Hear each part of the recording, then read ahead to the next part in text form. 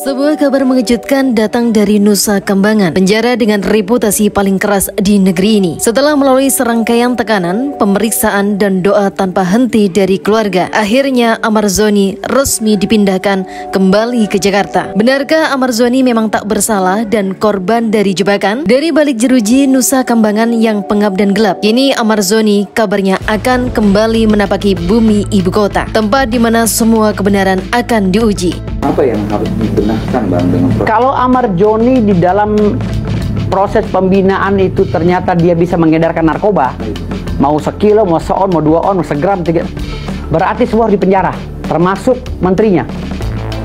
Menterinya harus dipenjara karena ikut serta dalam berbuat kejahatan.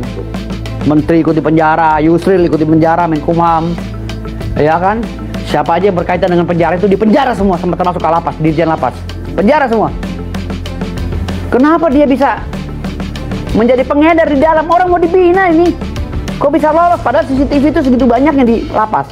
Tidak ada yang mudah, tapi bagi Amar, ini bukan sekedar soal kebebasan. Ini tentang membuktikan bahwa dirinya tak bersalah dan bahwa dia tak layak ditempatkan di tempat yang sekeras itu. Sumber terdekat menyebutkan, rencana pemindahan Amar dilakukan atas beberapa pertimbangan. Meski menghadapi dakwaan berlapis dan ancaman hukuman berat, sidang perdana pada 23 Oktober lalu justru menjadi titik balik yang penting. Bukan hanya karena isi dakwaan, tapi karena keberatan keras dari pihak terdakwa. Amar dan tim kuasa hukumnya memohon agar dirinya bisa dihadirkan secara langsung di ruang sidang, bukan lagi hanya lewat layar kecil dari balik Nusa Kambangan. Permintaan itu sederhana namun bermakna besar. Amar ingin menatap langsung majelis hakim, membela dirinya, menyampaikan kebenaran dengan mata yang jujur, bukan lewat layar yang membatasi suara dan perasaan. Selama di Nusa Kambangan, ia dikabarkan mengalami tekanan psikologis yang berat, bahkan sempat sakit akibat beban pikiran dan sulitnya beradaptasi dengan lingkungan tahanan. Namun di tengah semua itu, Amar tak pernah berhenti berdoa. Ia yakin akan ada keadilan di balik semua ujian ini. Dan benar saja, doanya perlahan dijawab. Kini Amar bisa bernafas sedikit lega. Di Jakarta, kabarnya Amar Zoni akan kembali menjalani sidang secara offline. Sebuah kesempatan yang selama ini sangat ia nantikan. Ia ingin bicara langsung di depan majelis hakim, membela dirinya, mengungkap siapa sebenarnya sosok yang menjebaknya dan menegakkan kebenaran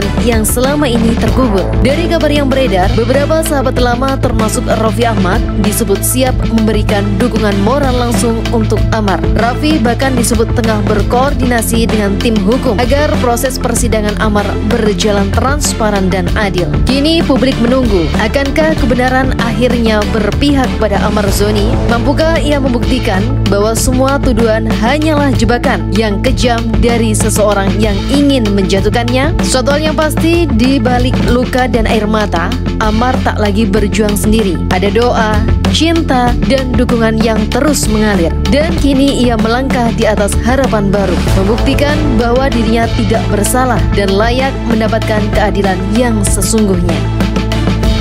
Sedang dikaji dulu. Kita akan mencari dulu supaya informasinya benar dulu.